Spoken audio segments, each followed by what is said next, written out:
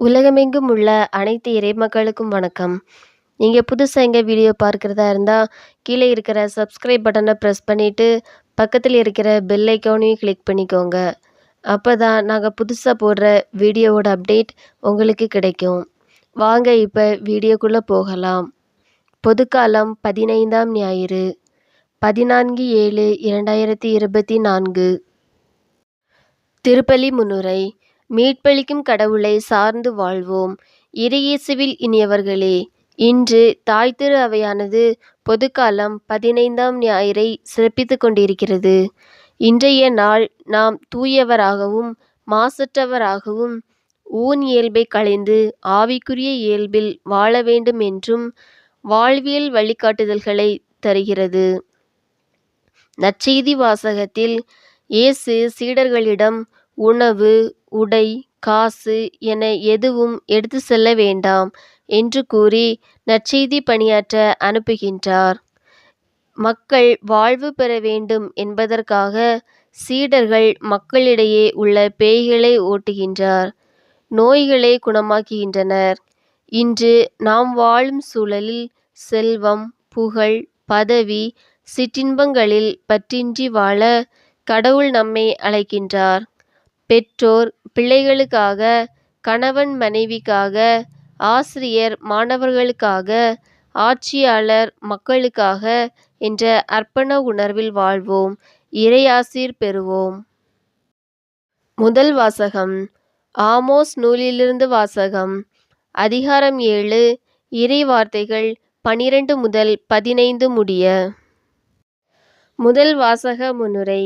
இன்றைய முதல் வாசகமான ஆமோஸ் நூலில் இஸ்ரயேல் அரசனுக்கு எதிராக ஆமோஸ் இறைவாக்கு உரைத்ததால் குரு அமட்சியா ஆமோஸிடம், நீ இஸ்ரயேலில் இறைவாக்கு உரைக்காதே, நாட்டை விட்டு ஓடிவிடு என்றார்.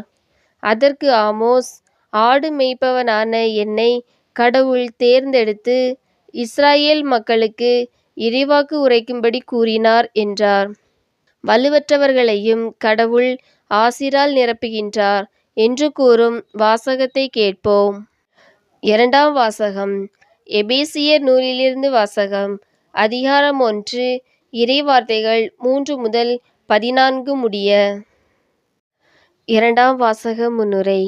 எபேசியருக்கு எழுதிய திருமுகம் கூறும் செய்தியாவது: நம்மை முன்குறித்து தம் ஆவியால் ஆசீர் வழங்கிய கடவுள் கிறிஸ்து வழியாக தம் அன்பு பிள்ளைகளாக்கினார். கிறிஸ்துவின் இரத்தத்தால் நாம் குற்றங்களிலிருந்து மீட்கப்பட்டுள்ளோம். அவரது உரிமை பேற்றுக்கும் உரியவர்களானோம். எனவே நாம் கடவுளிடம் நம்பிக்கை கொண்டு அவரை போற்றி புகழ வேண்டும் என்று கூறும் வாசகத்தை கேட்போம். விசுவாசிகள் மன்றாட்டு.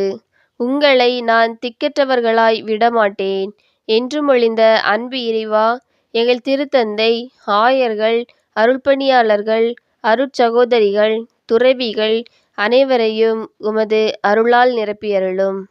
அவர்கள் தங்களுக்கு கொடுக்கப்பட்ட மேய்ப்பு பணியினை தூய ஆவியின் ஆற்றலால் திறம்பட செய்திட வேண்டுமென்றும் இறையழைத்தல் பெருகிட வேண்டுமென்றும் உம்மை மன்றாடுகிறோம். அனைத்து மக்களுக்கும் அமைதி வழங்கும் அன்பு இறைவா, நாடுகளுக்கிடையே ஏற்படும் பிரிவினைகள், பிரச்சனைகளை அகற்றியருளும். மக்களிடையே தீவிரவாதம், மதவாதம், மொழிவாதம், நிறவாதம் நீக்கியருளும். மக்கள் தலைவர்கள் ஏழை எளிய மக்கள் வாழ்வு சிறப்படைய சுயநலமின்றி உழைத்திட வேண்டுமென்றும் உம்மை மன்றாடுகிறோம். துன்பத்தில் இருப்போரின் துயர் துடைக்கும் அன்பு இறைவா, எங்கள் வாழ்வில் ஏற்படும் உடல் நலமின்மை, பொருளாதார பற்றாக்குறை, கடன் சுமை, வேலைவாய்ப்பின்மை, சமாதானமின்மை என பல்வேறு துன்பங்களில் வாழும் மக்களை கண்ணோக்கி அருளும். அனைத்து மக்களும் உமது அருளால் நல்வாழ்வு பெற்றிட வேண்டுமென்று உம்மை மன்றாடுகிறோம். ஆண்டவர் கொடுத்த செல்வங்களே பிள்ளைகள் என்றுரைத்த அன்பு இறைவா, எங்கள் குடும்பங்களில் உள்ள குழந்தைகள், இளையோர்களை உமது ஆசிரால் நிரப்பியருளும். அவர்களின் எதிர்காலத்தை வீணாக்கும் ஊடகங்களில் மனதை செலுத்தாமல் அறிவு தெளிவுடனும் தெய்வ பயத்துடனும் தங்கள் வாழ்வை காத்து கொள்ள வேண்டுமென்று உம்மை மன்றாடுகிறோம். தாயும் தந்தையுமாய் காக்கும் அன்பு இறைவா, எங்கள் குடும்ப உறுப்பினர்கள் ஒவ்வொருவரையும் ஆசீர்வதித்து நல்ல உடல் நலத்தை தந்தருளும்.